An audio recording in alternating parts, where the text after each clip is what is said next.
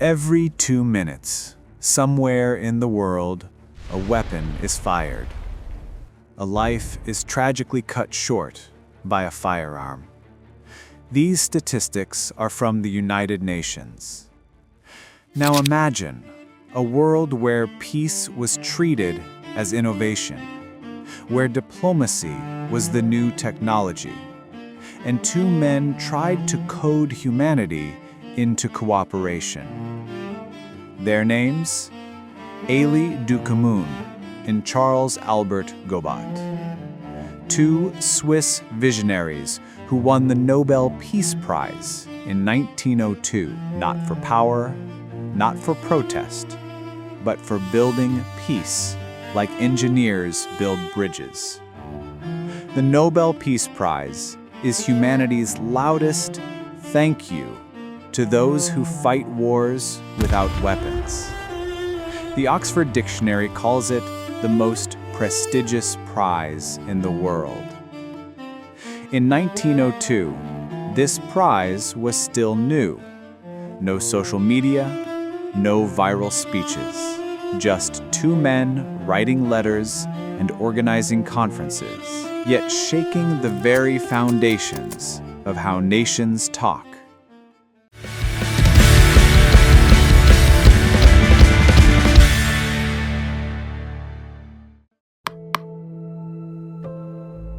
Élie Ducommun wasn't born famous. He was a translator, a journalist.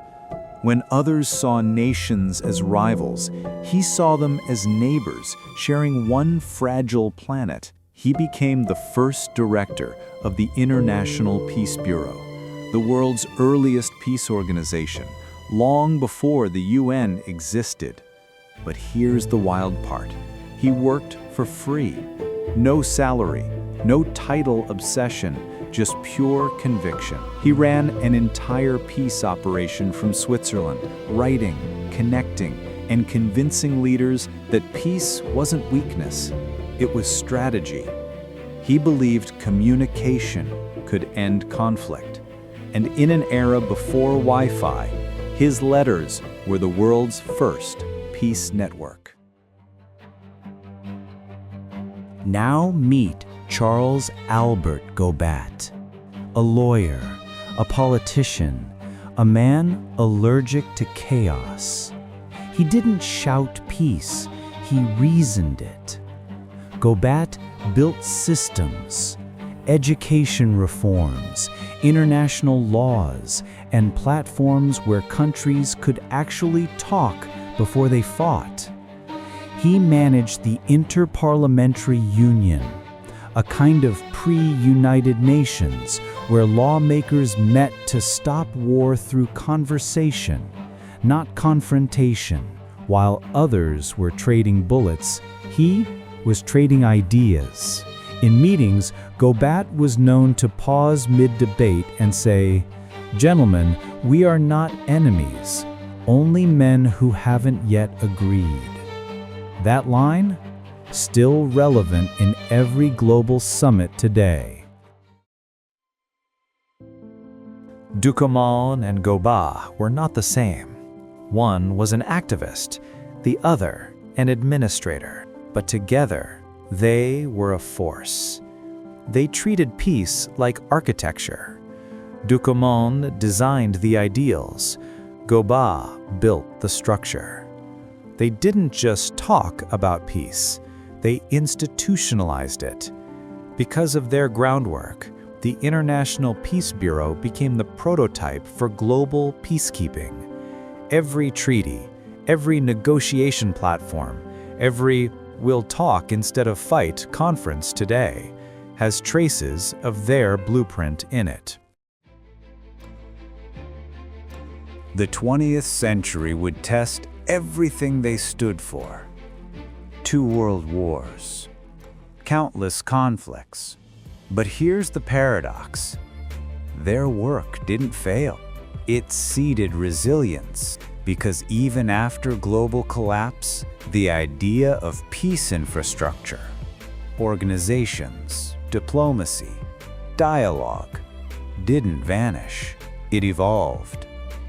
From the League of Nations to the United Nations, their DNA runs through every peace table, every ceasefire, every handshake broadcast worldwide.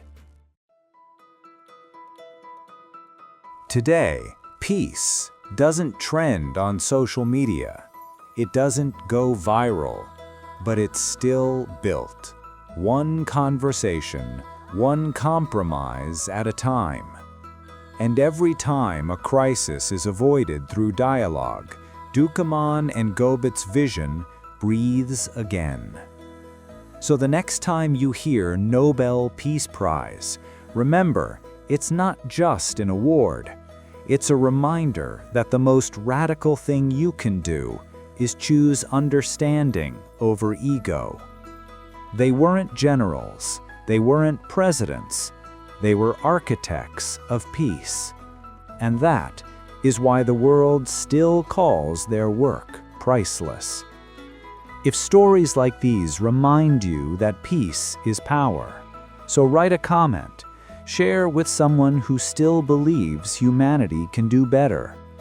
This is Awards, where the world's greatest minds live forever. Don't just watch history. Be inspired by it.